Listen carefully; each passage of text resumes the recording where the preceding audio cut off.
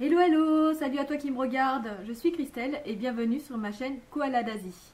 Aujourd'hui je vais parler de mes réalisations de 2018 et de mes objectifs sur 2 ans.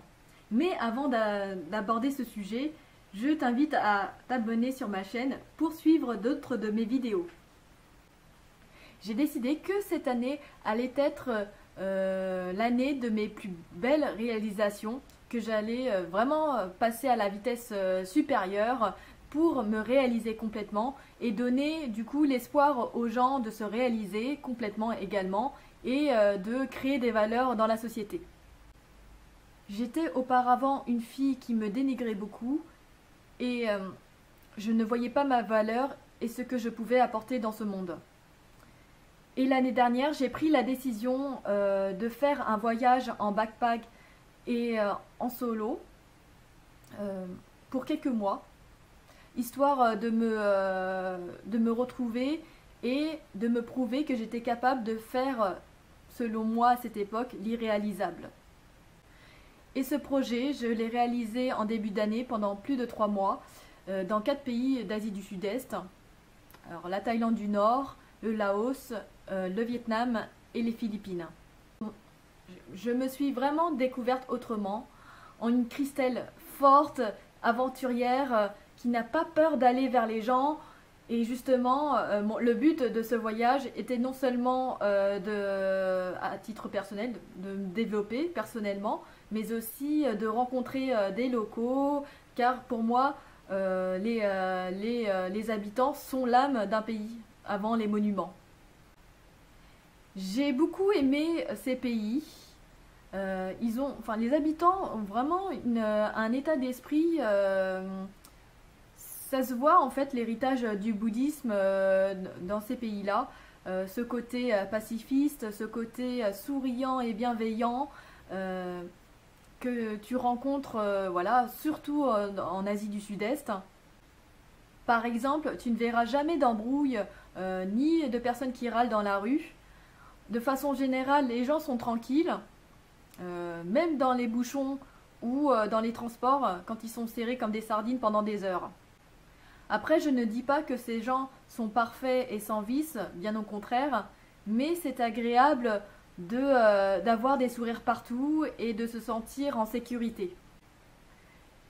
Je suis rentrée mi-avril de mon voyage, un peu déprimée d'ailleurs, mais je me suis lancée très vite un autre défi.